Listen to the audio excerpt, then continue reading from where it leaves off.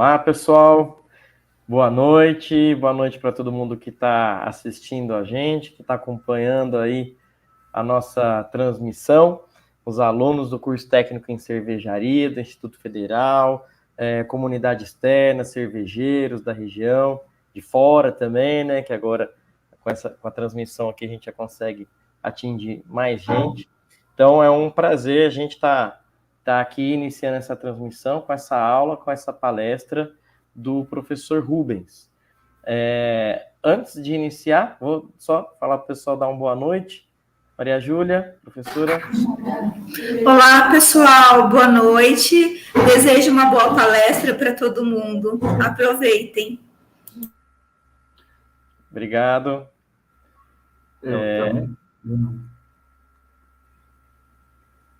Eu também, boa noite. O Rubens, eu vou te apresentar aqui, Rubens, aí você já entra, boa noite, e já começa a sua fala, tá bom? Pessoal, a gente preferiu fazer aqui uma transmissão online pelo YouTube, né, do que criar salas, às vezes, em outros aplicativos, outros ambientes. O YouTube é mais fácil, todo mundo gosta, tem acesso, né?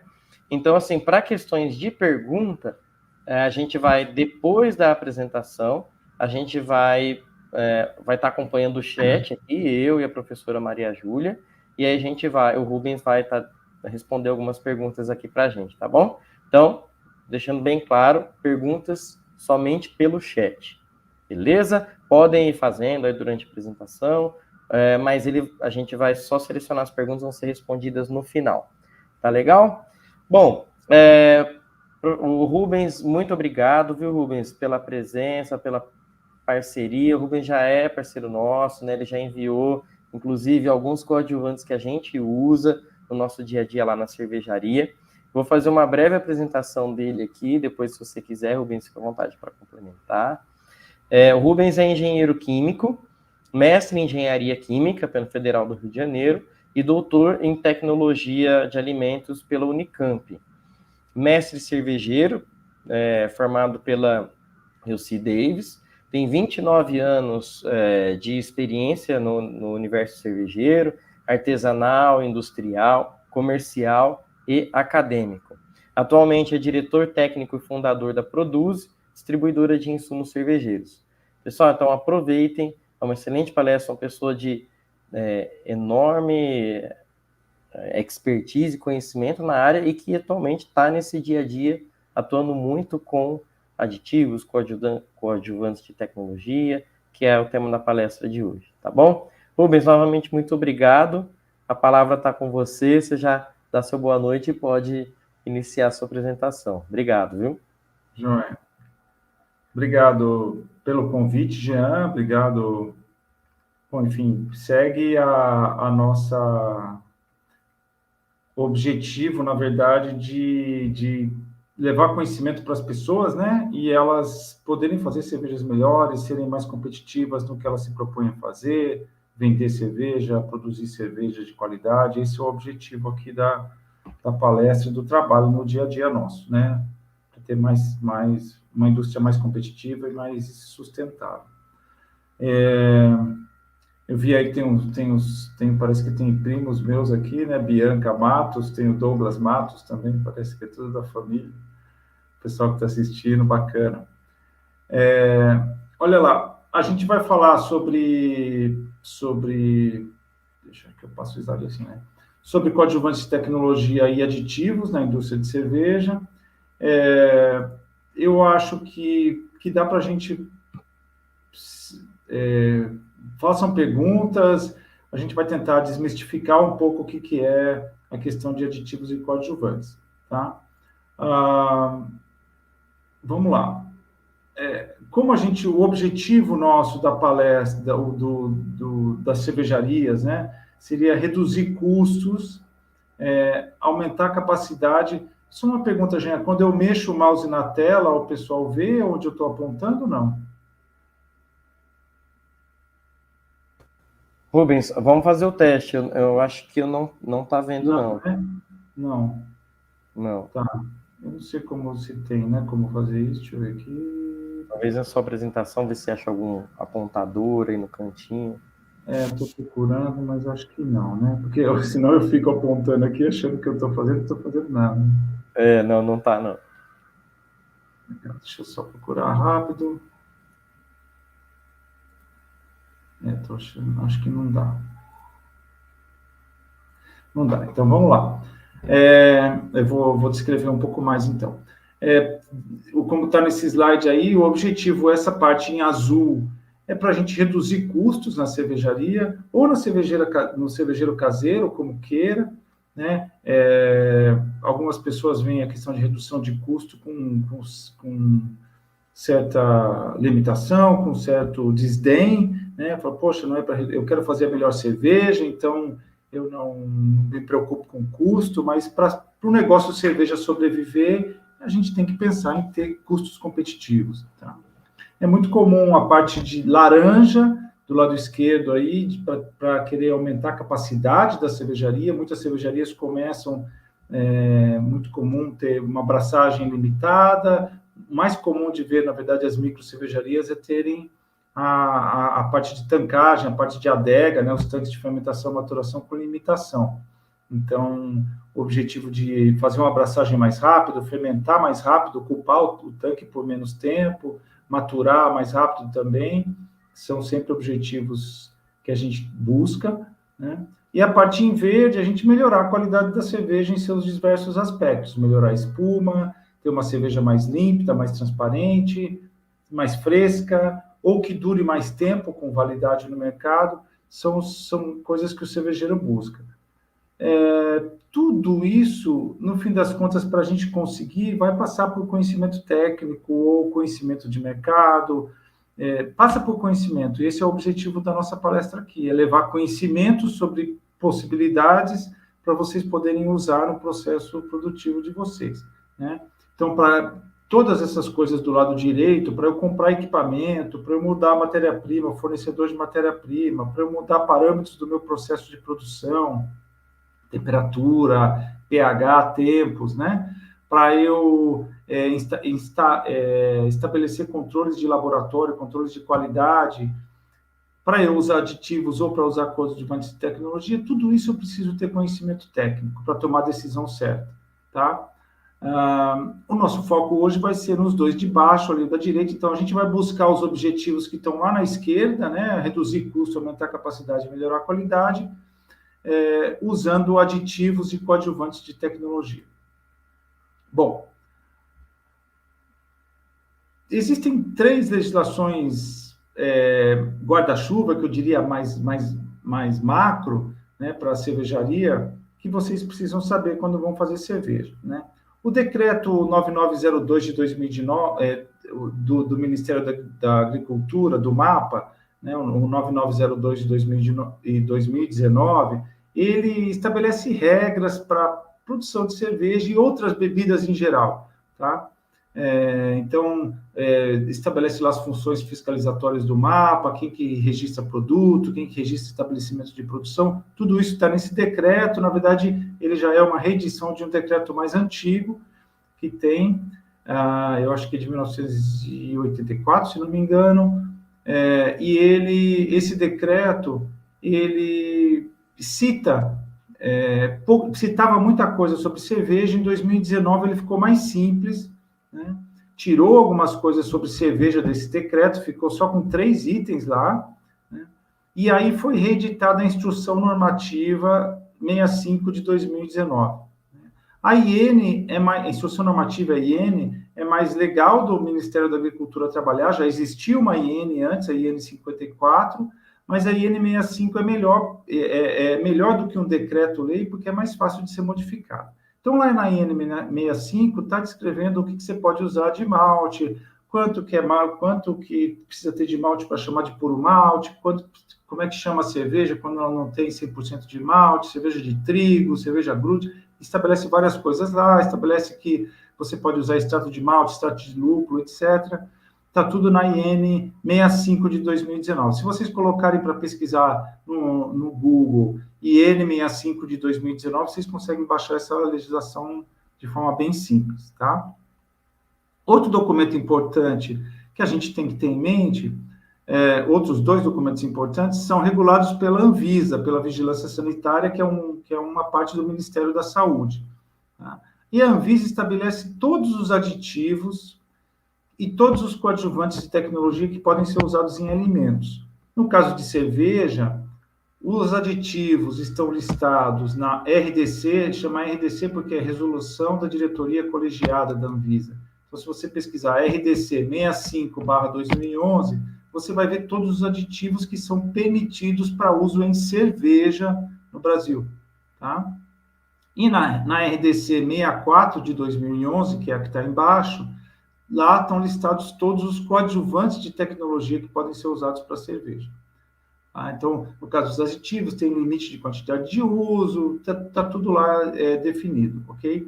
Então, é bastante simples, como está escrito aí do lado direito. Se não tiver listado nessas 3 legislações, você não pode usar numa bebida que você queira chamar de cerveja. Se você põe alguma outra coisa, além do que está aí, que você não pode chamar sua bebida de cerveja, vai ter que chamar de, não sei, bebida mista, bebida alcoólica, alguma coisa, tem outras classificações que estão lá no decreto do Ministério da Agricultura, mas para chamar de cerveja é só o que está nessas 3 legislações, tá bom?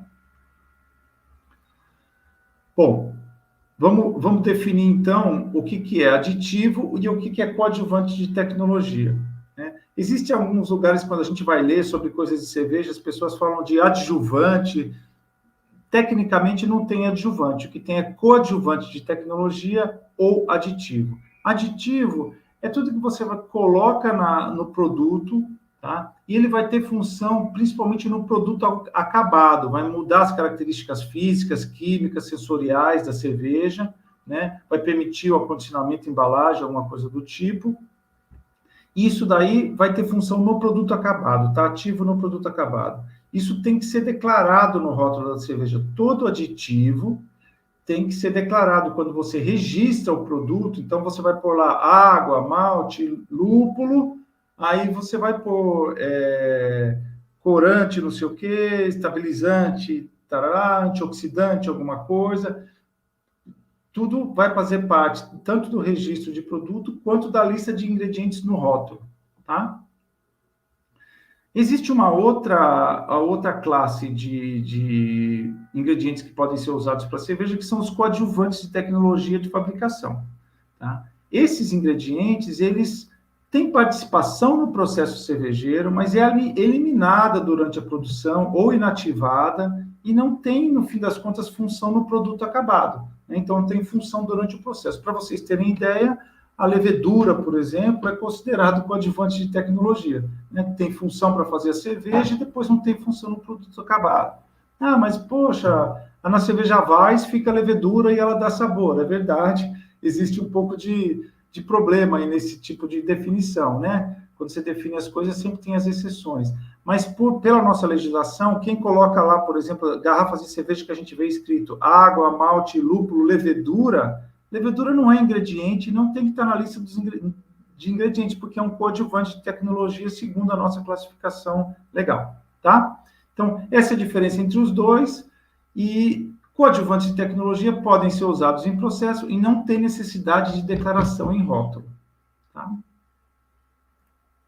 Bom, a gente vai falar aqui de alguns coadjuvantes de tecnologia, falar o que eles são, onde, como se usa, quais os efeitos esperados, em alguns casos, comparação com outras tecnologias com a mesma função. Então, nós vamos falar desses 5 itens que estão listados aqui, de enzimas, da carragena, do antiespumante, de sílica coloidal, que é um clarificante, e de antioxidante também, tá? Existem outros coadjuvantes de tecnologia e outros aditivos permitidos para cerveja. Essa foi uma palestra que a gente fez agora numa sessão técnica que teve em Ribeirão Preto, em Campinas, mês passado, foi onde o professor Jean pediu que eu fizesse para vocês também, tá? Existem mais coisas e vocês podem perguntar sobre outras coisas também. Se eu puder responder e souber, a gente conversa no final. Vamos para o primeiro item, que são as enzimas, tá? Enzimas são proteínas, toda enzima é uma proteína, só que ela tem função biológica. Então, a gente tem vários outros tipos de proteína, por exemplo, cabelo é proteína, unha é proteína, a gente tem proteína da pele, das membranas celulares em geral, mas a gente tem muitas proteínas dos seres vivos que são enzimas, elas têm função biológica. Então, muita coisa, quase tudo que acontece no nosso corpo é regido por enzimas. As enzimas estão produzindo substâncias químicas e fazendo a vida acontecer, tá? Isso acontece também no processo cervejeiro, na cevada, quando é malteada, na cevada, quando cresce, obviamente, e na levedura também. A maioria das enzimas, aí no terceiro item, é produzida por fermentação. Da mesma maneira que a gente faz cerveja, que a gente prepara um mosto, coloca um micro-organismo lá, que é a levedura, e ele produz cerveja para a gente, as enzimas são mais ou menos da mesma forma. A gente prepara um mosto com outros ingredientes, eventualmente, né? E coloca micro-organismo, normalmente não é levedura Saccharomyces cerevisiae que vai fazer cerveja, a gente põe outros fungos, outras bactérias, né? Outras leveduras, e elas vão produzir o nosso composto de interesse, enzimas, por exemplo. Em alguns casos, as enzimas são excretadas pela célula do micro-organismo, e aí estão no meio de cultura como se fosse a cerveja, e tem casos em que a enzima fica dentro da célula e a gente tem que aí remover a parede celular para purificar essa enzima, tá? Então, elas são produzidas por forma fermentativa em sua maioria. Tem enzima de extração, eventualmente, também, por exemplo, a papaína, que a gente extrai do mamão papaya, tem bromelina, que extrai de abacaxi, né? Mas a grande maioria das enzimas usadas industrialmente são produzidas por processo fermentativo. Okay? No malte, a gente já tem algumas enzimas, que são essas listadas à direita, e na verdade tem mais enzimas do que essas listadas, é um pouco mais complexo do que isso, mas a gente costuma falar que a gente tem beta-glucanase, que atua mais ou menos a 45 graus, as proteases, que atuam a 52, beta-amilase a 60, alfa-amilase a 70 graus, tá? A gente costuma dividir nesses 4 grupos aí e faz as rampas de mostura para adequar a temperatura e conseguir que essas enzimas atuem e façam o que a gente quer nos compostos do malte. Tá? O importante é a gente saber que quando eu produzo enzima com seres diferentes, as enzimas produzidas vão ter propriedades diferentes, apesar de elas terem o mesmo nome genérico. Então, um exemplo é a beta-glucanase. Tá? Essas beta-glucanases exógenas, que a gente fala, então, enzimas exógenas são enzimas que vieram de fora, né? As enzimas que estão no malte são as enzimas endógenas.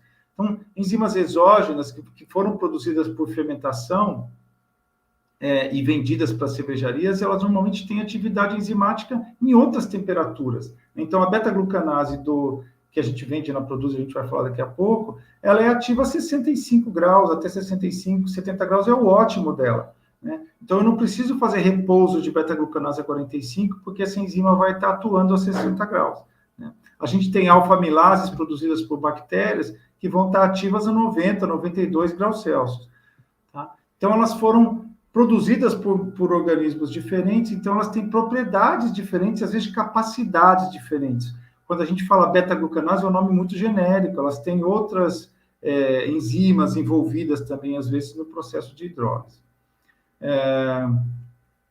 Vamos lá, então.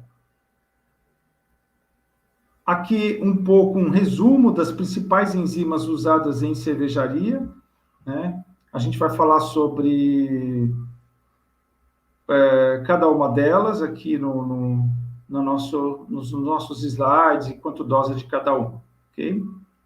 Vamos lá, vamos para um primeiro grupo, que são as beta-glucanases, tá? Quando a gente olha nessa figura aí, nessa foto, a gente vê umas bolinhas que são grãos de amido. E esses grãos de amido, eles estão envoltos, parece que tem um pano, né? Parece que tem uma capa em volta desses grãos, e essa capa é composta por beta-glucanos, que é o que está ali na parede celular do lado direito embaixo, né? Por beta-glucanos, por pentosanos, por proteínas, por celulose. Então, por que isso está tudo empacotado desse jeito? Porque a cevada, como qualquer outra semente, né, ela tem uma reserva energética. Então, a parte branca do grão de cevada é a reserva energética do grão. Tá? Quando a planta, quando você enterra, né, uma semente, põe uma semente na terra, ou põe aquele feijãozinho lá para germinar com água, né, que a gente aprendeu na escola, no começo da vida desses grãos, eles não fazem fotossíntese, não tem folha, né? Porque a gente sabe que as plantas, elas produzem energia a partir da fotossíntese, energia solar, a radiação UV faz a clorofila produzir energia, né? E gerar glicose para o grão. Não tem para a planta, não tem isso no grão, na semente. Na semente, quando a gente está lá, a gente põe lá embaixo da terra, nem luz bate. Então, como é que a semente vive no começo? Através dessa reserva energética, que é o endosperma, que é onde está o amido, aquela parte do grão. Então, isso tem que estar bem empacotadinho para não ser contaminado, para não ser consumido por bactérias, por outros micro-organismos, senão a semente não vai ter energia para crescer depois. Tá? Então, durante o processo de malteação da cevada, a gente quebra um pouco dessa estrutura de beta-glucanos, dessa capa, e consome, inclusive, um pouco desse amido, né, que já começa a formar raiz um pouco durante o processo de malteação, tá? Mas a gente não quebra tudo. O restante do que precisa quebrar é feito durante o processo de mostura. Tá? Bom, quando a gente olha o grão de cevada, de um lado do grão, a gente tem o embrião. Numa pontinha, a gente tem o embrião. E na outra ponta, que a gente chama extremidade distal do grão, né? Então, agora a câmera está mais em mim, assim. Então, numa ponta eu tenho o embrião, e na outra ponta, na parte mais longe, ela é menos dissolvida, porque o embrião que é responsável por produzir enzimas para dissolver e ir consumindo aquela energia, o endosperma. Então, tem partes do grão que estão menos dissolvidas naturalmente, tá? Aí, o processo de mosturação que a gente faz é justamente para promover essa quebra, conseguir chegar no amido para a gente consumir essa energia, tá? Mas tem partes que a gente não consegue chegar. Para vocês terem ideia, e aí o que eu gosto de falar da beta-glucanase sempre, quando a pessoa fala, pô, mas eu vou gastar dinheiro com beta-glucanase, mesmo cervejarias de grande porte, com alta tecnologia, então eles têm moinho da melhor qualidade, eles têm tira-filtro da melhor qualidade, tem especificação do malte que é super rígida e controlada. Quando ele recebe o malte, ele analisa se está dentro da especificação ou não.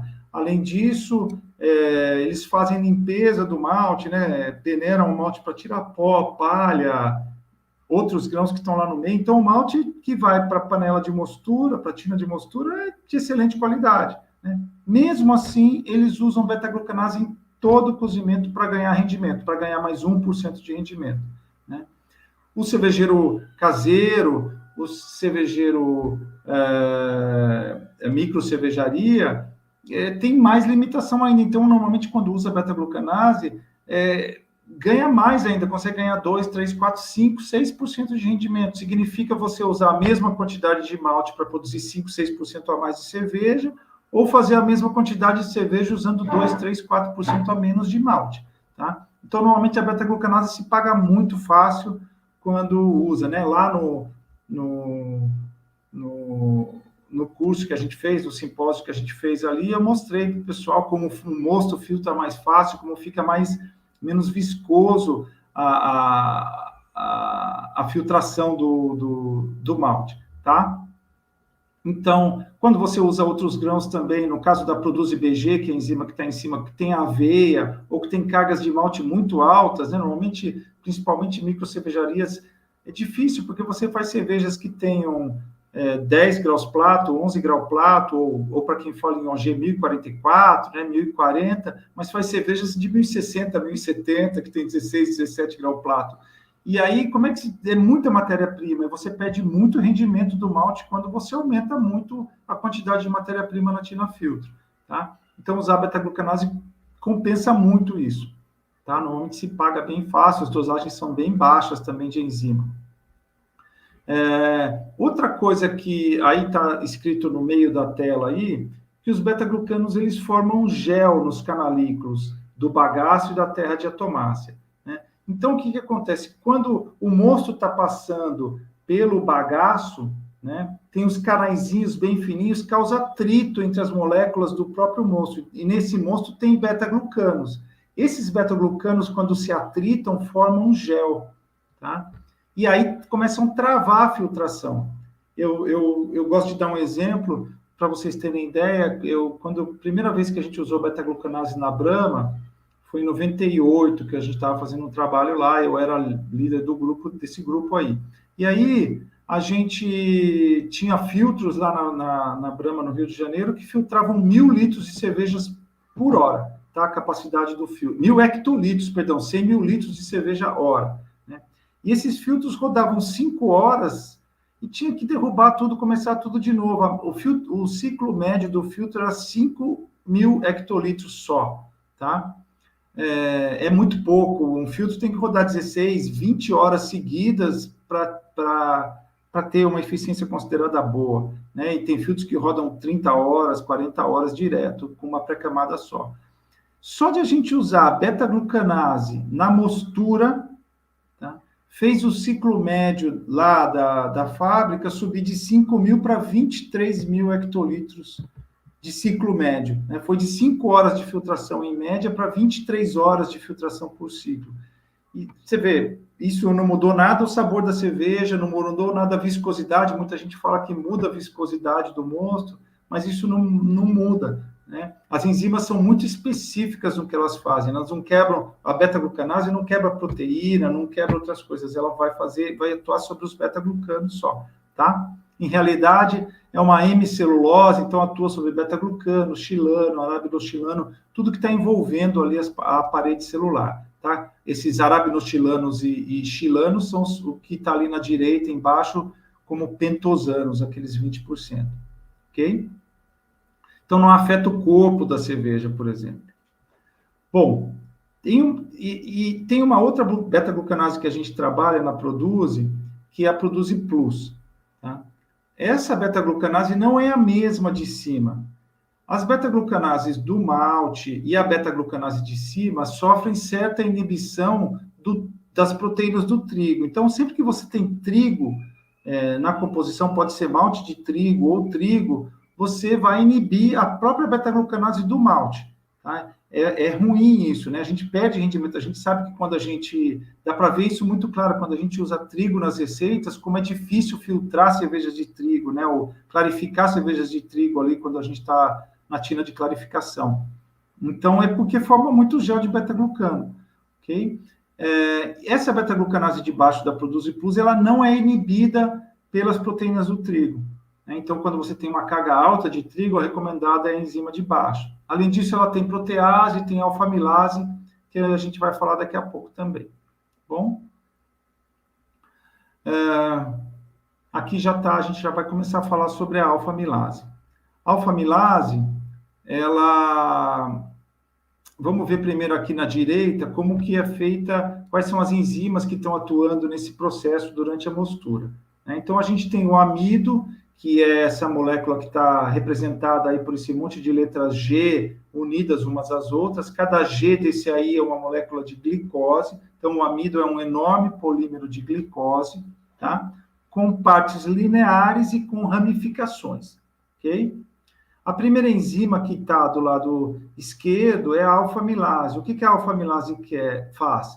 Ela vai lá, quebra as ligações alfa-1,4, né, randomicamente, em vários pontos da molécula. Então, gera até um pouco de glicose, mas, de maneira geral, ela gera destrinas, que são moléculas, moléculas com vários monômeros de glicose, tem várias glicoses juntas ainda, tá? Não são fermentescíveis, por exemplo, para levedura, ok? A outra enzima, a próxima enzima que a gente tem abaixo da alfamilase, ali na representação, é a beta-amilase. E a beta-amilase, ela quebra a partir das pontas, então não é randomicamente, ela vem quebrando a partir das pontas, de 2 em 2 glicoses, então ela vai soltando maltose. Ela quebra a mesma ligação que a alfamilase quebra a ligação alfa-1,4 também, mas vai soltando açúcar fermentescível, né? 2 glicoses. Então, o que a gente costuma falar é que a alfa-amilase abre caminho para a beta-amilase, porque quando a beta-amilase, como ela atua só a partir das pontas, né, no começo, quando tem amido, tem poucas pontas, mas depois que a alfa-amilase já quebrou, já tem mais pontas, ela já começa a ter mais capacidade de ação, a beta-amilase. Então, a gente precisa da alfa e a beta-amilase atuando juntas durante o processo de mostura para a gente ter uma boa sacarificação do mosto, o mosto ganhar uma qualidade mais fermentável, ok? Essa enzima que está na esquerda, primeiro de cima, a produce alfa, né? Ela é uma alfa-amilase que faz o mesmo trabalho da alfa-amilase do malte, só que, como eu falei para vocês, ela é diferente da alfa-amilase do malte. Ela está ativa na temperatura da beta-amilase. Então, você consegue, por exemplo, fazer uma rampa de mostura só a 62 graus, por exemplo, que é o ótimo da beta-amilase do malte, e usar essa alfa-amilase porque as duas vão estar atuando juntas. Então, você vai ganhar tempo e eficiência de açucaração do mosto, tá? O teste de iodo vai ser obtido antes, né? A reação negativa de iodo vai ser obtida antes. Para cervejarias que fazem, por exemplo, tem cervejarias que tem só a bibloco, né? Ele faz o mosto numa panela, transfere para clarificação e clarifica para a mesma primeira panela. Então, ele demora 7, 8 horas para fazer um cozimento e só consegue começar o segundo cozimento, caso ele vai fazer no dia, 7, 8 horas depois. Então, se ele tiver que fazer 2 cozimentos no dia, ele vai ficar 16 horas na fábrica. Então, se ele ganhar meia hora, 40 minutos em cada cozimento, já é 1 hora a mais de descanso, já é 1 hora a mais para outras atividades na cervejaria, tá? Outra coisa importante que tem muito uso, a alfa-amilase, é para cocção de adjuntos. Então, cervejarias que se usava mais no passado, hoje usa menos, mas se usava bastante arroz como fonte de carbono, fonte de amido, ou grits de milho, que é o milho não gelatinizado, é diferente do os flocos de milho, ou flakes de milho que a gente compra hoje, que já vem gelatinizados, né? Esses cereais não gelatinizados, arroz e milho, para gelatinizar, precisa levar 90 graus, 95 graus, precisa ferver, né? E aí, se você ferve esses cereais e eles estiverem numa determinada concentração, acaba fazendo um mingau lá dentro, fica muito viscoso. Houve casos de cervejaria, inclusive, que tiveram... o mexedor não conseguia mexer a cocção de adjuntos, teve que entrar de pá, né? Esperar esfriar para tirar o mingau lá de dentro com pá, porque aquilo ficou uma pedra, né? Ficou um gel lá dentro. Então, é imprescindível o uso de alfa-amilase nesse caso, essa alfa-amilase termoestável, que vai estar ativa nesses 92 graus, 95 graus, e não vai deixar formar esse mingau, tá? Então, bastante importante, caso você faça cocção de adjuntos. A outra enzima que está embaixo, na esquerda, é a amiloglucosidase, ou também conhecida como glucoamilase. É o mesmo nome, são 2 nomes para a mesma enzima. Okay? A glucoamilase, o que ela faz, ou amiloglucosidase? Aí a gente vê lá na direita, tá vendo na representação, nas letrinhas G lá, a gente vê que a amiloglucosidase gera glicose, quebra tudo. Tá? Ela quebra as ligações alfa-1,4, que a alfa-amilase e a beta-amilase também quebram, né? Mas ela quebra até as ligações alfa-1,4 perto das ramificações e quebra a ligação alfa-1,6 também, que é a ramificação. Então, ela consegue quebrar tudo, consegue fazer com que todo o amido seja fermentecível ou fermentável. Tá? Então, caso você queira baixar mais a FG da tua cerveja, o extrato final, o grau final, né? Fazer cervejas tipo brut, bem secas, ou low carb também, porque o álcool é considerado a caloria vazia, né? Ela vai transformar todos os açúcares em álcool. Você precisa de uma enzima desse tipo, né? Ela vai você vai medir no final da fermentação quanto que deu o extrato lá, ele está dando 0 grau plato, ou 1000, né? Ou 1.000 no final. Bom? As dúvidas aí vocês vão escrevendo lá, vão anotando as perguntas, a gente depois volta aqui para explicar, tá bom? Vamos passar para outra enzima. Assim, ó, você vê que a gente está falando de várias enzimas, né? Então, como elas são específicas naquilo que elas fazem. Uma só quebra beta-glucano, a outra só quebra determinada ligação do amido, né? Às vezes eu tenho comentários assim, puxa, eu usei beta-glucanase e eu fiquei com problema na espuma da minha cerveja. Mas a beta-glucanase não atua na proteína, entendeu? Ela não quebra a proteína, então é alguma outra causa o problema da espuma com a cerveja, da espuma da cerveja, tá bom? Bom, vamos lá. Aqui eu vou ter que descrever para vocês, então, como que atua essa outra enzima, que é a alfa-cetolactato decarboxilase. O nome dela vem, esse alfa-cetolactato, são essas letrinhas aí, AAL, que vocês estão vendo, né? Então, essa bola branca é a célula da levedura, né?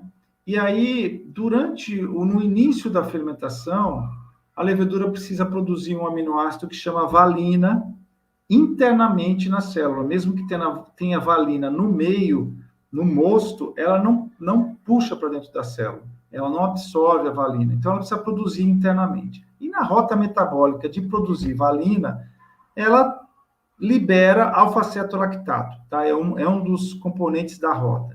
E esse alfa-cetolactato é excretado pela célula. Uma vez que a célula não precisa do alfa-cetolactato mais, ela excreta isso, ela joga para fora, tá? E esse alfa-cetolactato, seguindo a linha para a direita, que está com um X vermelho, ele é oxidado, o próprio oxigênio do mosto, outras substâncias oxidantes que estão presentes ali no mosto e na cerveja já, vão oxidar o alfa-cetolactato a diacetil. O diacetil dá aroma de manteiga, rançoso para cervejas, né? Então, a gente vê no gráfico aí, essa curva pontilhada é justamente a subida da curva de diacetil. O diacetil vai aumentando, aumentando, aumentando, porque está sendo oxidado fora da célula, tá bom? Bom, aí, quando está aquela curva vermelha que a gente vê no gráfico, ela vai baixando, né? A gente vê que está acabando o extrato, está acabando o açúcar, tá? A levedura, então, poxa, ela percebe isso, que está diminuindo a concentração de comida dela no meio onde ela está fermentando, e ela busca outras substâncias para continuar produzindo energia. Tá? E ela olha, ela não tem olho, né? Mas ela percebe no meio, ela detecta que no meio tem diacetil. E ela fala, opa, eu consigo produzir energia com diacetil. Então, ela começa a absorver o diacetil, né? Volta para dentro da célula o diacetil, e lá dentro, né, que é a parte cinza, aquele esquema cinza que a gente está vendo aí dentro da célula de novo, ela reduz o diacetil à acetoína, que aí não tem aquele cheiro de manteiga. Tá? E com isso ela produz um pouco de energia. Então, é por isso que no final do processo de fermentação, normalmente, a gente deixa a temperatura do tanque subir um pouco. Então, se eu estou fazendo uma lager lá a 11 graus Celsius, eu vou deixar ela subir para 14, 15 graus Celsius, né? Para promover, para acelerar esse processo de redução do diacetil. A gente chama isso de repouso de diacetil, e eu brinco que não é repouso, não. Que a gente, na verdade, está deixando a temperatura subir para dar um gás na levedura para ela trabalhar mais. Porque se a gente não subir a temperatura, a levedura vai acabar indo para o fundo e não reduz o diacetil. Então, a gente deixa subir para a levedura trabalhar mais, para ela fazer mais rápido esse trabalho de redução de diacetil, tá bom? Bom, então a gente leva aí esse processo com temperatura mais alta 1, 2 dias no processo de produção para reduzir o diacetil e acabar aquele aroma de manteiga que tem na cerveja. Com o uso da enzima, o Redux, que está escrito aí, produz Redux, que é alfa-cetolactato decarboxilase, o que a enzima faz? Ela vai decarboxilar o alfa-cetolactato e transformar em acetoína, como a gente está vendo ali embaixo da célula lá. Então, com a enzima não há formação de diacetil, ou é muito pouca formação de diacetil, porque logo o precursor já é reduzido à acetoína. Então, o pico, quando a gente olha no gráfico ali, vocês veem que o pico de diacetil fica bem baixinho, né? porque praticamente não tem formação de diacetil. Então, você não precisa fazer o repouso de diacetil no final do processo, tá bom? Então, algumas cervejarias usam isso na temporada alta, por exemplo, agora que é verão, que está quente, que precisa ter produção alta, precisa ocupar o tanque por menos tempo, né? E aí ele, para encurtar o processo de fermentação, usa a enzima, tá bom? Importante dizer o seguinte, que é uma enzima de uso preventivo, é para não formar o diacetil. Se o diacetil se a cerveja já está com diacetil e você não consegue retirar, não adianta adicionar a enzima, porque ela teria agido no precursor, mas ela não estava lá. Então, ela não age sobre o diacetil, ela age sobre o precursor dele, tá bom? Bom, outra enzima, essa é uma das enzimas mais modernas, na verdade, que tem no mercado, uma das mais novas, né, que as cervejarias começaram a usar há menos tempo. Tá? Ela chama protease prolina específica. Toda enzima termina com ase, né? Vocês viram? Alfa-cetolactato, decarboxilase, amilase, beta-amilase, beta-glucanase, todas terminam com ase. A protease, ela atua sobre proteína, tá? Mas ela atua muito especificamente no resíduo de prolina, ou seja, as proteínas têm vários aminoácidos na competição, são 20 aminoácidos, os básicos, né, na natureza, os principais, e a prolina é um deles. Né? Então, normalmente, a prolina, por ter a estrutura da prolina está na direita, e por ter essa estrutura cíclica do aminoácido, ele está nas partes que não tem formação estruturada da proteína, né? Porque a gente tem essas partezinhas vermelhas do desenho do meio, que são as alfa-hélices, tem as folhas tipo beta, que são as verdes ali, só que a prolina não encaixa nessas estruturas, então ela está nas partes desestruturadas, que normalmente ficam para o lado de fora da proteína também, porque ela é estrutura quaternária, né, tridimensional, e ela está nas pontas, do lado de fora. Tá? E é justamente esse aminoácido que se combina com polifenóis e causa o T-Rase, né? Que é a turbidez coloidal que a gente chama. Tá? Junta a proteína com polifenol justamente no resíduo de prolina. Bom, o que essa enzima faz? Ela tem a capacidade de quebrar justamente no resíduo de prolina. E aí, apesar da prolina ainda se juntar com polifenóis, ela já não causa turbidez mais, porque a estrutura toda, aquele monstrão que era a proteína, já não é mais, ele já está quebrado em pedaços, tá bom?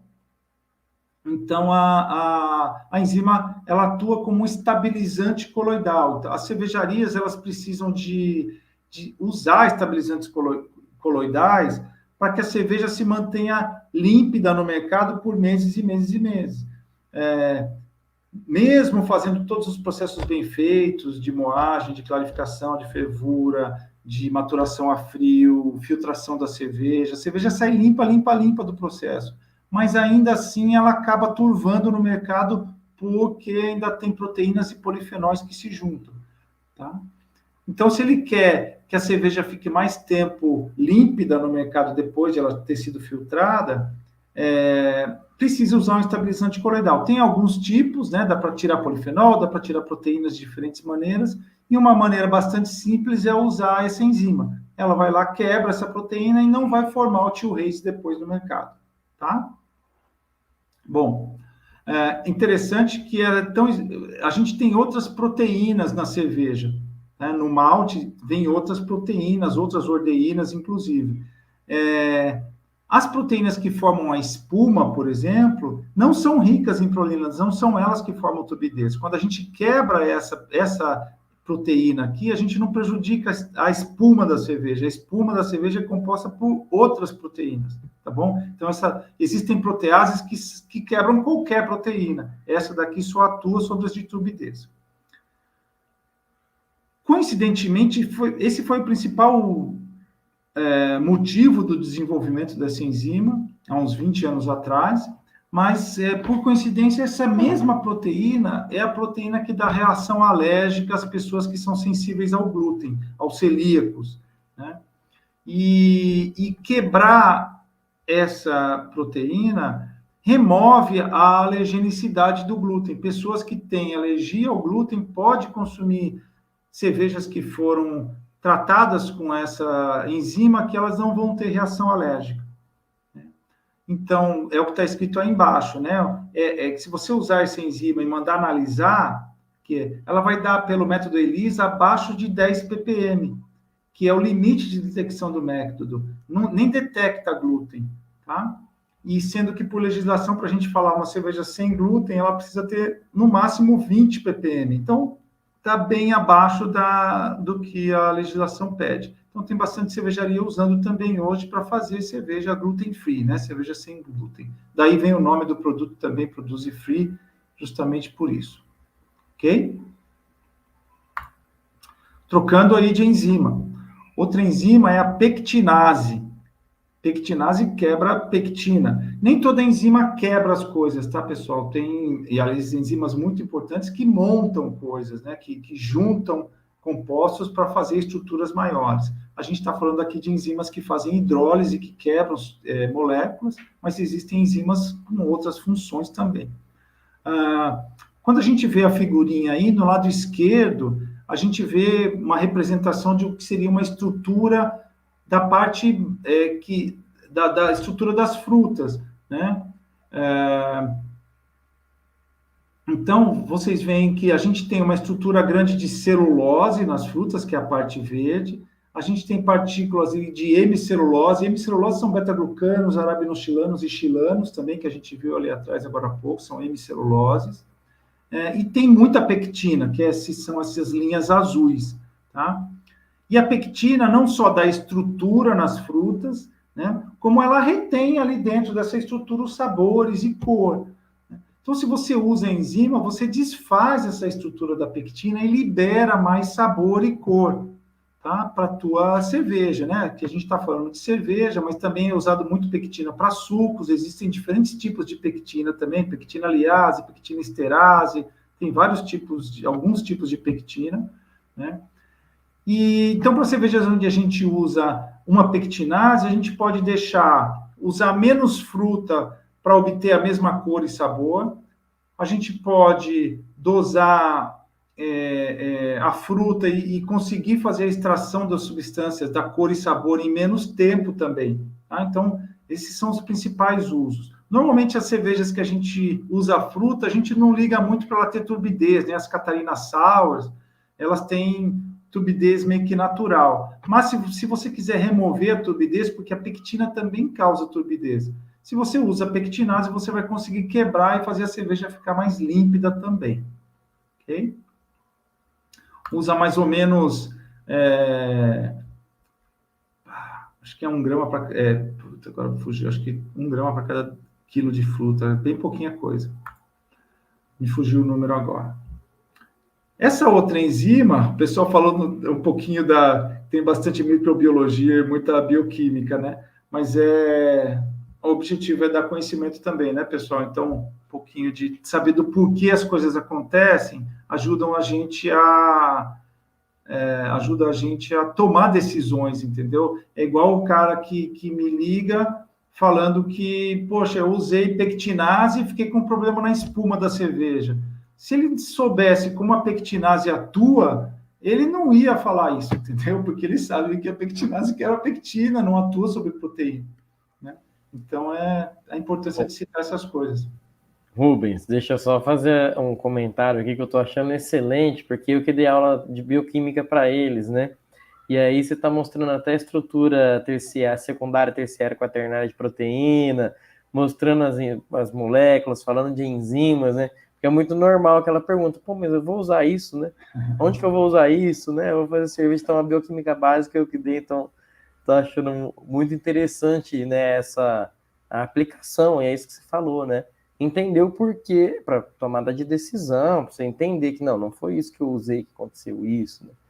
Então, muito eu lembro, quando eu fui fazer o curso já de cervejeiro nos Estados Unidos, aí, na primeira aula, essa mensagem ficou bem clara para mim, né? Que o Michael Lewis, lá, que era o principal professor lá, ele falou que o melhor cervejeiro é o cervejeiro que pensa.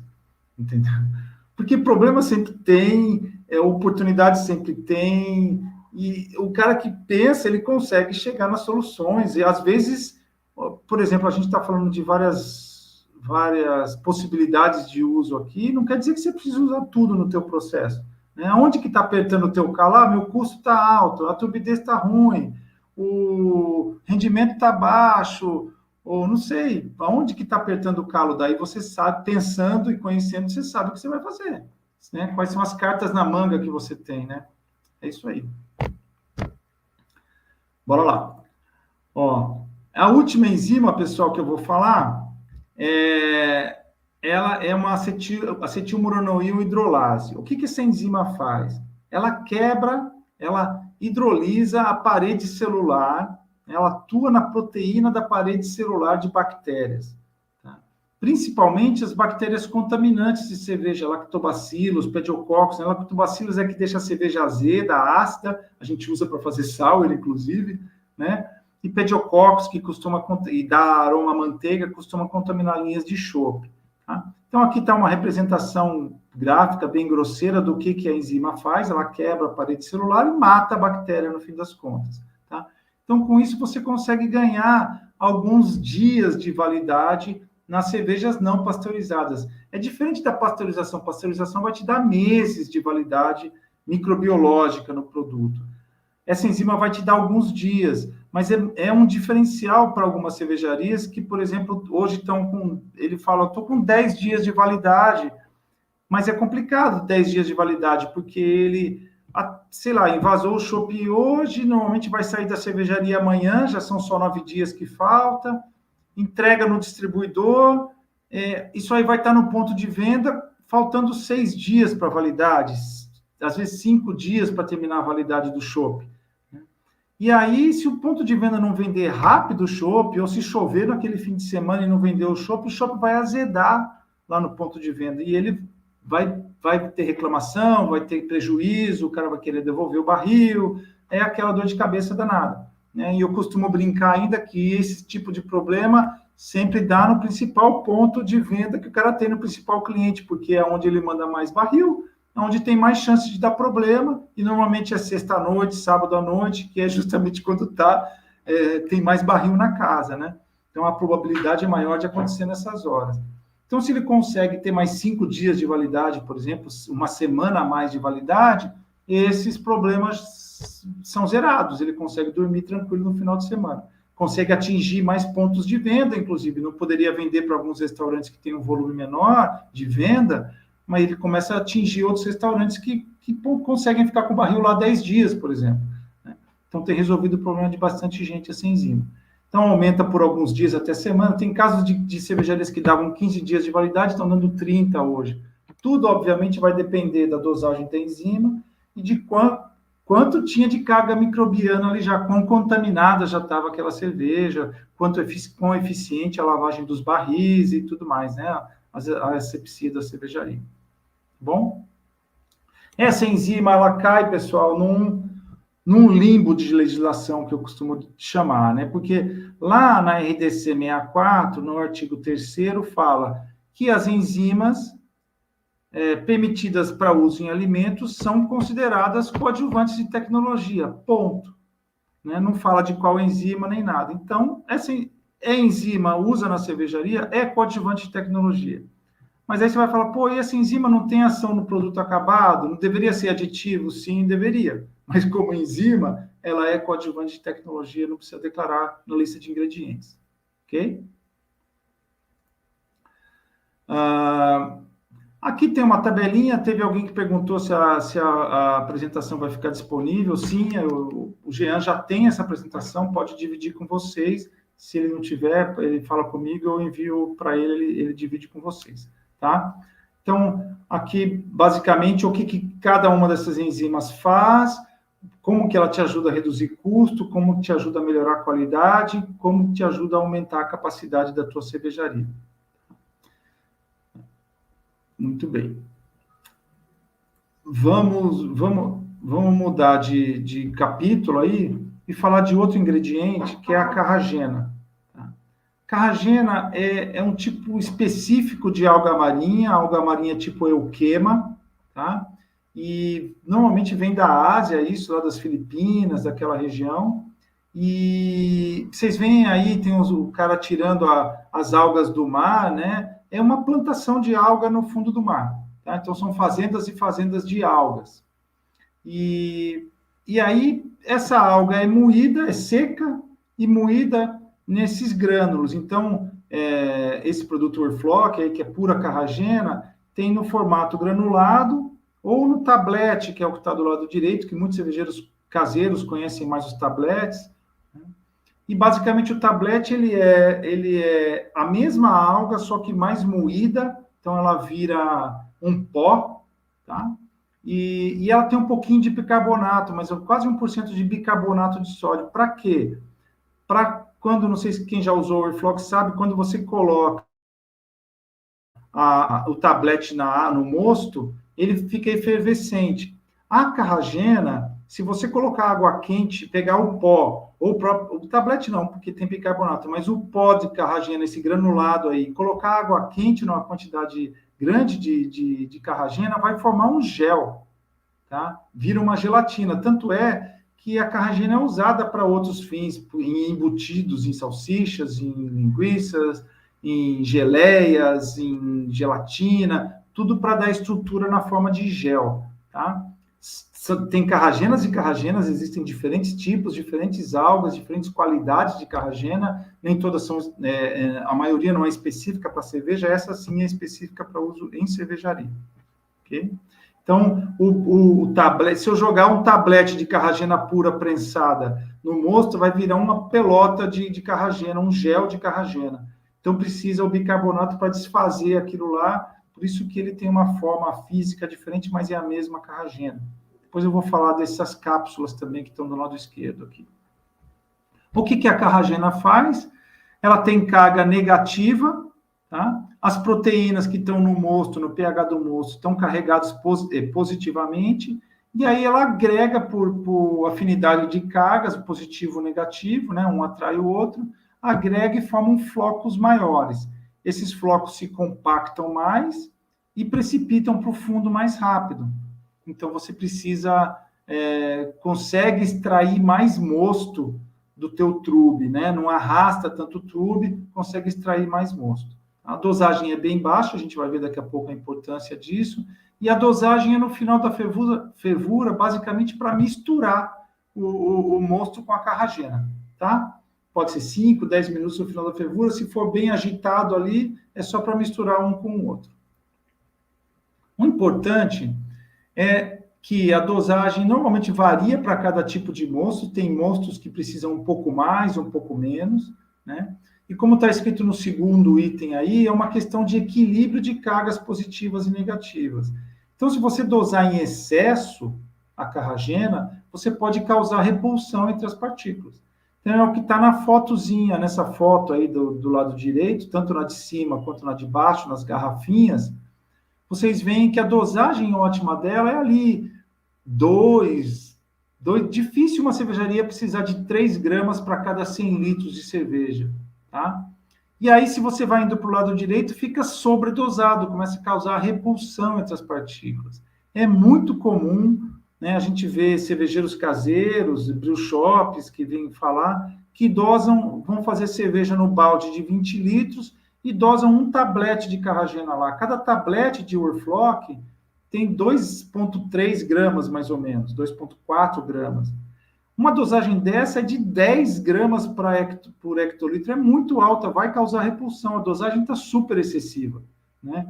O certo é quebrar o tablete e pôr um pedacinho, tá? Mas é muito ruim. Foi por isso que a gente criou até esse produto em cápsulas. Cada cápsula dessa tem 0,5 grama de carragena granulada. Aí sim dá para colocar em 20 litros e está dentro da dosagem ótima, tá bom? Então é muito comum o pessoal dosar Orfloc demais, e aí eu vou orientar e dizer, olha, precisa dosar menos, tá?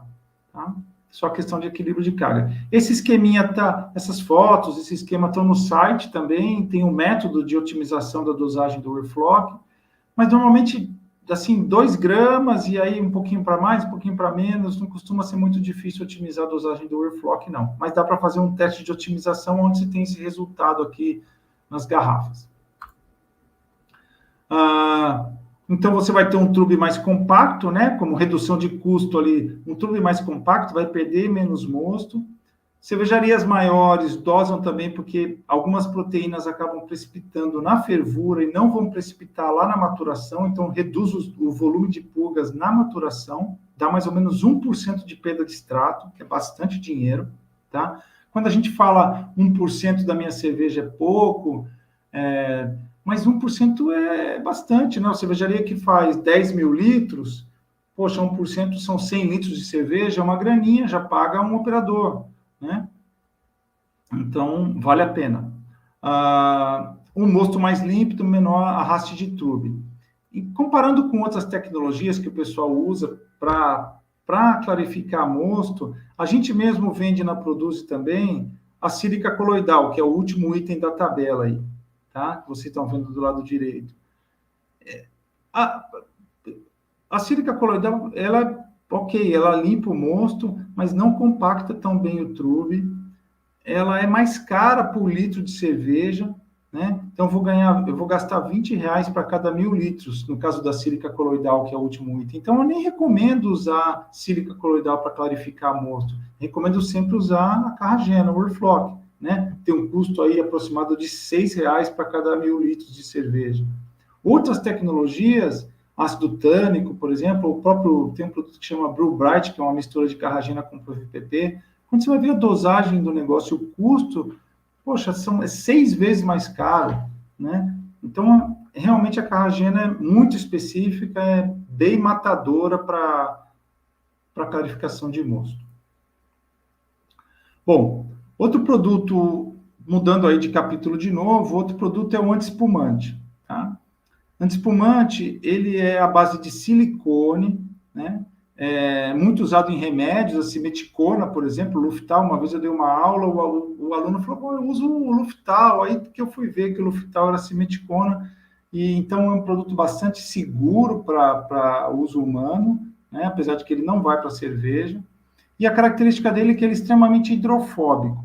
Então, quando você dosa isso, seja aqui na fervura do mosto, ou no tanque de fermentação, o que o silicone faz, ele vai lá para cima, tá?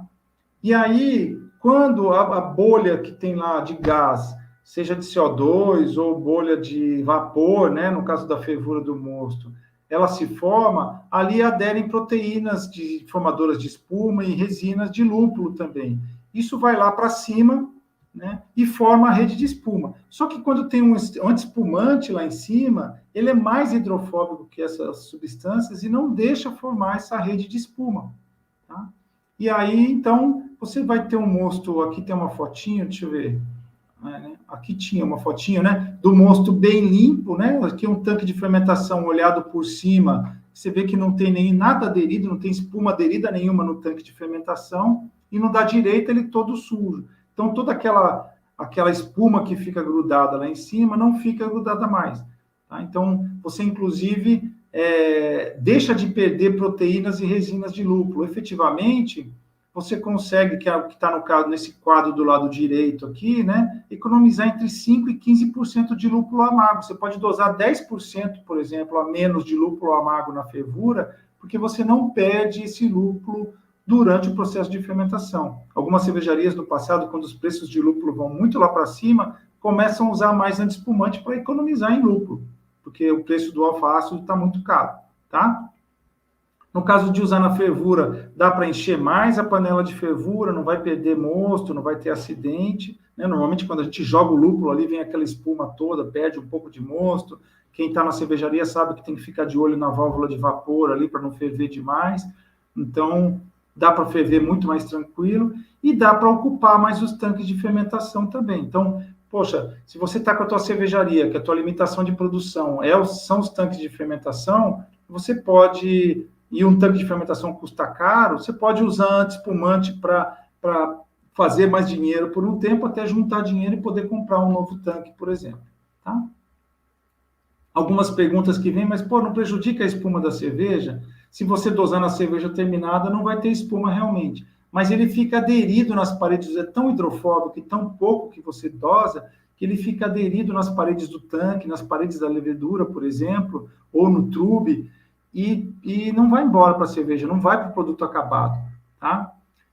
Mesmo ficando aderido na parede da levedura, a levedura pode ser usada muitas vezes, normalmente não tem impacto nenhum e nada mais, ele só fica lá em cima fazendo aquele processo que eu mencionei para vocês. Bom, um outro item que a gente tem usado cada vez mais é a sílica coloidal, né? E ela é basicamente dióxido de silício nanométrico, por isso que chama coloidal, e já vem líquido, pronto para ser usado, sem não precisa diluir nem nada, e ele equilibra as cargas na cerveja. Então, vou mostrar um exemplo prático aqui. O que a gente tem durante a maturação são partículas carregadas negativamente, que são as células de levedura, são essas bolinhas marrons, e em volta dela, vários cátions se aderem, cálcio, magnésio, ficam fazendo uma nuvem de cátions em volta dessas leveduras. E elas não se aproximam tanto, ou demoram um pouco para se aproximar. Se você equilibra essas cargas, que é o que a sílica coloidal faz, agrega carga negativa no sistema, aproxima mais as células de levedura, que é o que a gente vê ali do lado direito, e elas precipitam mais rápido, né? Então, só faz isso, só equilibra cargas, não reage com outras proteínas, não reage com proteína formadora de turbidez, ou seja, não ajuda na estabilização coloidal, como outros estabilizantes coloidais, por exemplo, que é o que está escrito ali na última linha, né? Muita gente confunde a sílica coloidal com sílica gel. A sílica gel é uma sílica que vai reagir justamente com aquela proteína formadora de turbidez. Ela não é um bom clarificante, mas é um ótimo estabilizante coloidal. No caso da sílica coloidal, o Produz EC1, a função dele é clarificar. Ele não ajuda na estabilidade coloidal praticamente. Tá bom? Então, é bem fácil de dosar, né? Você terminou a fermentação, que é essa parte da esquerda, você baixa a temperatura do tanque para 0 grau, e aí vai deixar a cerveja em maturação por X dias. E, sei lá, 5 dias, 2 dias, tem cervejarias que maturavam 15, 20 dias, que hoje estão maturando 2 dias, ganhando um montão de tempo do tanque de maturação deles, né? E aí, quando chega, você purga o que está no fundo, que é o quarto tanque, aí você purga o Geleger, né? Aquele lama, se quiser, né? A lama ou fermento que você reutilizaria, você já recolheu no final da fermentação. Aqui a gente vai ter uma purga para descarte, né? E aí você dosa o produto e homogeniza bem o tanque e a cerveja vai estar limpa em 24 horas. É muito importante uma boa homogeneização, ou seja, dosar pela válvula do fundo e não lateral do core, para você ter uma homogeneidade de cargas no tanque. Nos casos em que não tem uma boa homogeneização, fica a cerveja limpa na parte de cima, uma nuvem turva ali na parte, no terço inferior do tanque, e depois o precipitado no fundo. Então, fica uma parte meio suja. Nesses casos, normalmente, a homogeneização é que é o problema, tá? Aí você borbulha tanques de 1.000 litros, 2.000 litros, 4.000 litros, borbulha 10 minutos, mas tem tanques de 20, 30 mil litros, que também funciona bem, aí tem que borbulhar uns 20 minutos, meia hora, para homogeneizar legal, tá? O cervejeiro caseiro dosa no balde, normalmente ele não purga a levedura, então precisa mencionar ali, mexer um pouquinho ali o material, né? Mas também muito cervejeiro caseiro está fazendo cerveja que parece filtrada, bem bacana de ver. Todas essas instruções estão no site lá, se vocês quiserem ver mais detalhe, tá?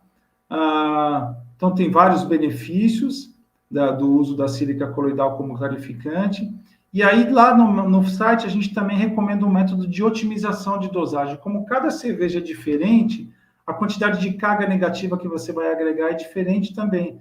Então, tem um teste muito simples de fazer para você definir a dosagem ótima, né? Aqui está um exemplo prático do resultado desse teste. Basicamente, você pinga algumas gotinhas em várias garrafinhas e depois de 24 horas com essas garrafas na geladeira, você vai observar como é que ficou a limpidez delas. Então, a gente vê nesse teste, nesse exemplo aqui, que até o 32, 64 gramas por hectolitro, ela já estava bem limpa do jeito que a gente queria.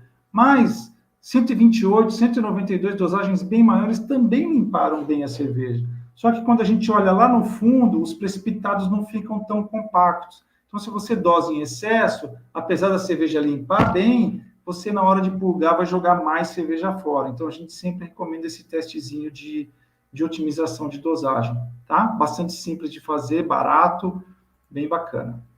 Tá? Tem bastante gente usando para essa sílica coloidal hidromel, para sílica coloidal para hidromel, para kombucha, bastante uso legal.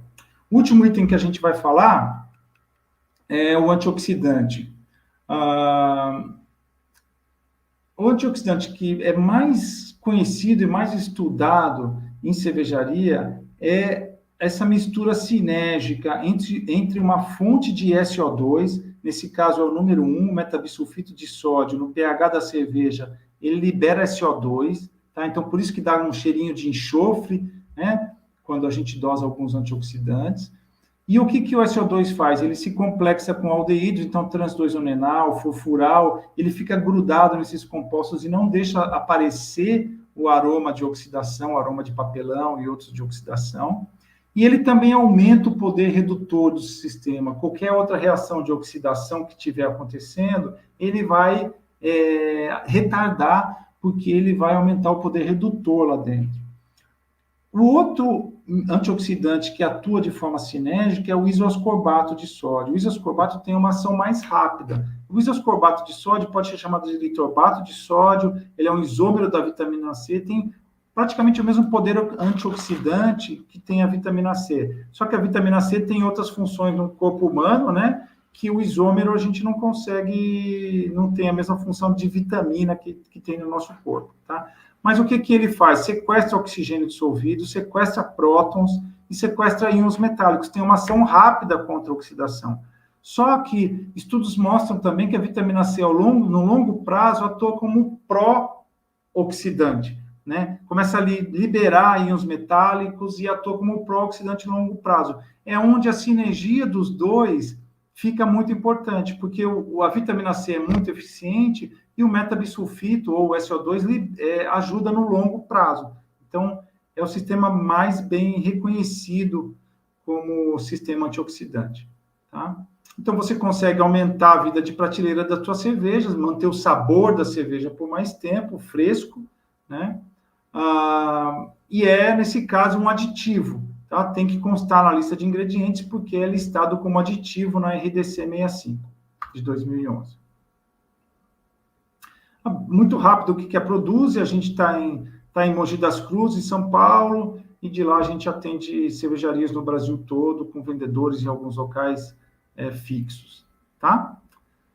Então, a minha recomendação para vocês é o que meu professor falou, para buscar conhecimento. O bom cervejeiro é aquele que pensa, tá? E aí a ideia era mostrar só algumas ferramentas para vocês poderem usar com conhecimento e tentar melhorar a cerveja de vocês.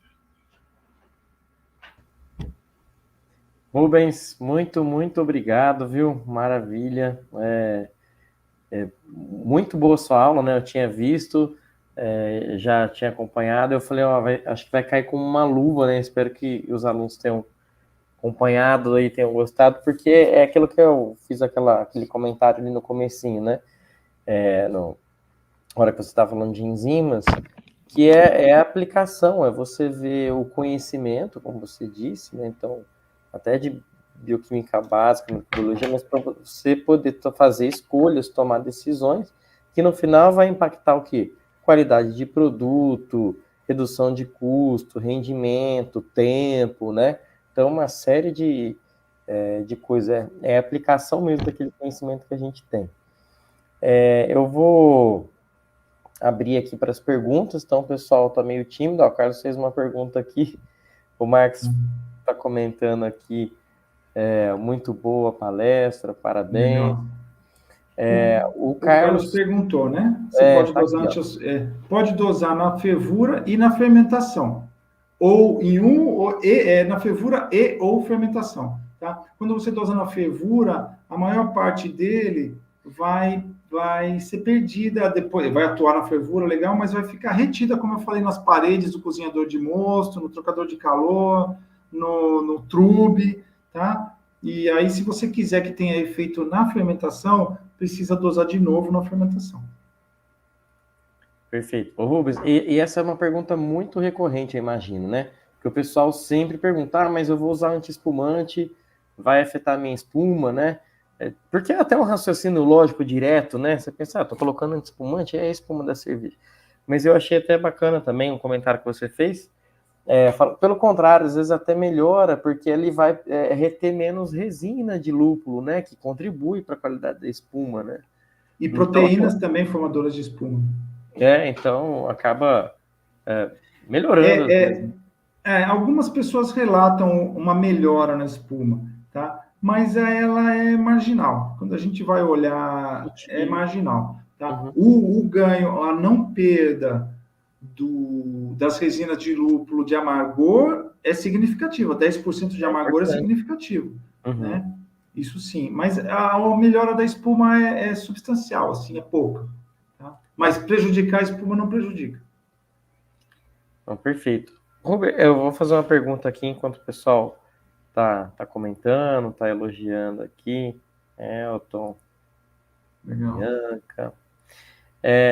Rubens, por acaso você, por iniciativa sua da Produz, ou se já tem estudos, artigos científicos, uma comparação, tipo assim, olha, vou fazer uma cerveja sem usar nenhum aditivo, nenhum coadjuvante de tecnologia, né? E vou usar uma outra usando tudo que eu tenho, o que eu posso aqui. Eu vou usar as minhas enzimas na mosturação, melhorar tempo, vou melhorar minha filtração, vou usar a carragena, vou usar anti-espumante, enfim. Vou usar o que eu tenho de ferramenta na minha maleta. E aí depois comparar tempo de processo, dinheiro que economizou, o desperdício, né, a redução de desperdício, enfim. Você já chegou, porque isoladamente você tem alguns números, né? Olha, isso aqui chega a aumentar rendimento 1%, isso aqui você ganha 5%. Será que existe algum estudo ou uma estimativa nesse sentido? É como você falou, individualmente já tem. A maioria dos itens, a grande maioria deles, tem ações independentes, né? Então, por exemplo, eu usar uma enzima na mostura e usar ou não um antiespumante são coisas que independem uma da outra, né? As ações, o que eu gosto muito dos ingredientes, assim, aí é um pouco da filosofia que eu uso. A filosofia da Produz a gente tem que fazer o melhor para a cervejaria. E às vezes ou para o cervejeiro caseiro, para quem for, às vezes o que a gente tem não é o melhor. E o que nos cabe é indicar para a cervejaria o que é melhor. Às vezes o cara está com um problema que o meu produto ajuda, mas tem uma coisa que ajuda mais, então vai na outra coisa. Então, eu evito ter produtos que sejam misturas das coisas, né? Como você vai, isso aqui te ajuda nisso, nisso, naquilo. Eu brinco que é igual motor flex de carro, né? Se a gente tivesse um motor que fosse só gasolina, ele renderia mais quilômetros por litro, né? Se ele fosse só álcool, ele renderia mais quilômetros por litro do que o motor flex, né? Mas a gente tem um motor que é flex, que faz as duas coisas. Ele não é o melhor nem um nem outro, mas ele faz, né? Uhum. Então, a gente, voltando na tua pergunta, a gente consegue medir bem o que cada coisa faz e qual ganho você consegue obter com ela, né? Uhum. Então, dá para fazer esse teste. Tem outras variáveis envolvidas, né? Porque quando você fala, por exemplo, de rendimento, vai influenciar a qualidade do malte, qualidade da moagem, temperaturas e pHs. Tem uma série de variáveis. Aí você atribuir tudo para a enzima ou tudo para uma coisa ou outra, às vezes é complicado também fazer esse estudo, né? Uhum. Então, eu acho que por eles terem ações bem separadas, dá para a gente contabilizar cada uma a parte da outra. Individualmente. Tá certo. O Marcos perguntou aqui, como as enzimas estão envolvidas no processo de produção de cerveja sem álcool e qual é o papel delas na remoção ou redução do teor alcoólico?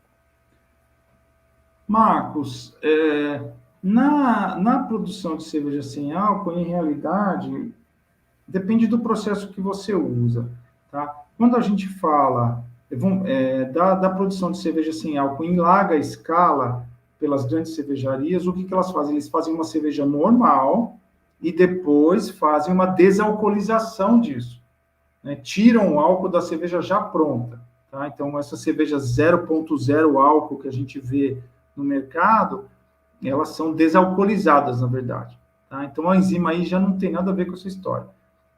Quando a gente fala das cervejas, algumas cervejarias estão começando a fazer com leveduras que formam pouco álcool hoje, né? Por que tem algumas leveduras que não têm capacidade de fermentar maltose, né? A maioria das leveduras que a gente tem, Saccharomyces cerevisiae, elas fermentam até maltotriose, que são 3 moléculas de glicose, tá? A gente tá com umas leveduras no mercado, hoje aparecendo, que não fermentam maltose, que são 2 moléculas de glicose, tá? Ela só fermenta glicose mesmo.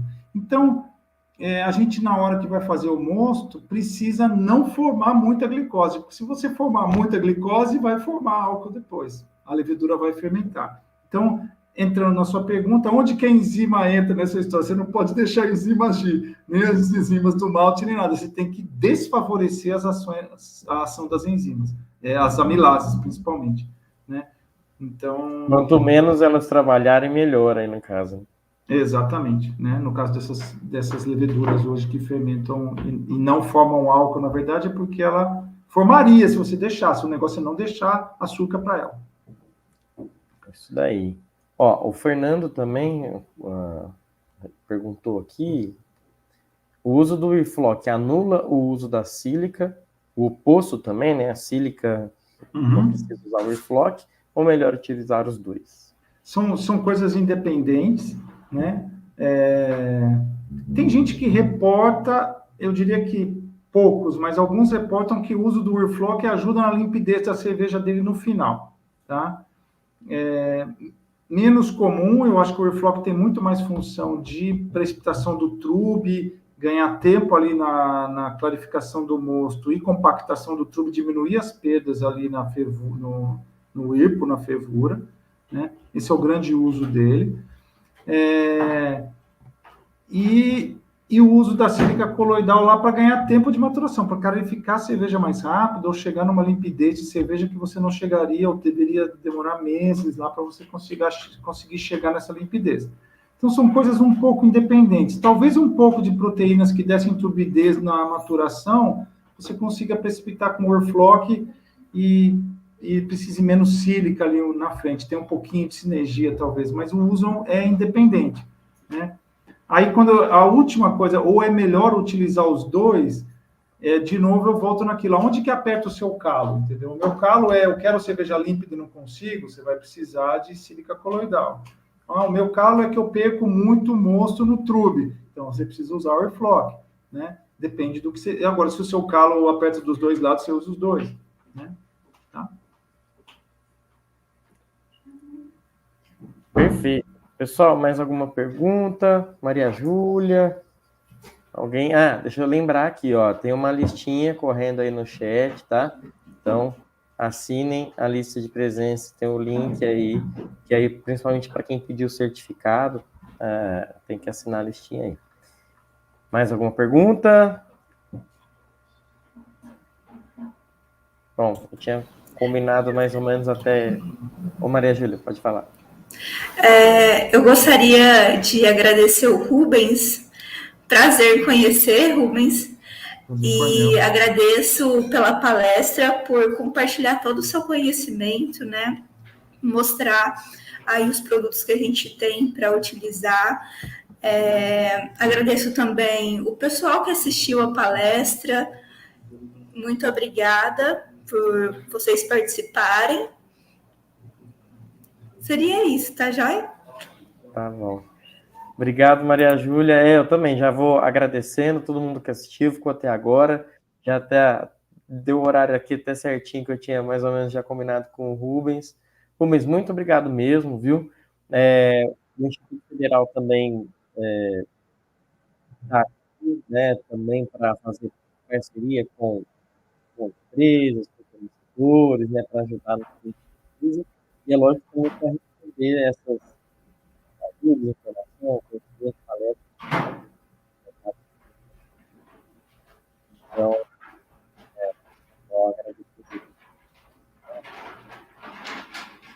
eu não sei se foi só para mim que o áudio dele ficou ruim, mas Maria Júlia não. Ô Jean, deu uma cortada no áudio, Não, eu tava agradecendo só mesmo, Rubens, agradecendo a sua ouvi, obrigado. Não, depois cortou o final, que você falou de informações e tal, que eu não...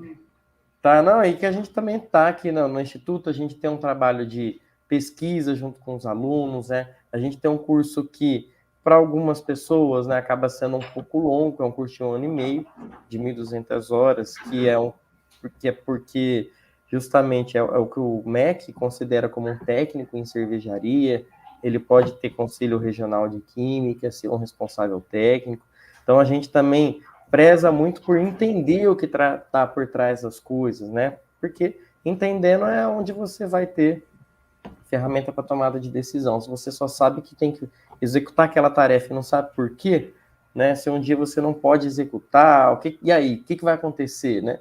A gente tem que entender o porquê, o que tá, né? Como funciona, o que está por trás das coisas, ciência envolvida nisso. Então a gente preza muito isso também. Tá bom? E agradecer mesmo a participação. Tá bom, eu fico à disposição, agradeço o convite e acho que a apresentação você tem, né, Jean, que eu passei naquele grupo lá pode dividir aí com quem precisar, tá bom? Tá bom, perfeito. Pessoal, muito obrigado, então, uma boa noite para todo mundo. Rubens, boa noite, obrigado. Maria Júlia, alunos, pessoal de fora. Um abraço, a transmissão vai ficar gravada. Quem não pôde assistir pode avisar os amigos, tá? Um abraço. Boa noite. Abraço.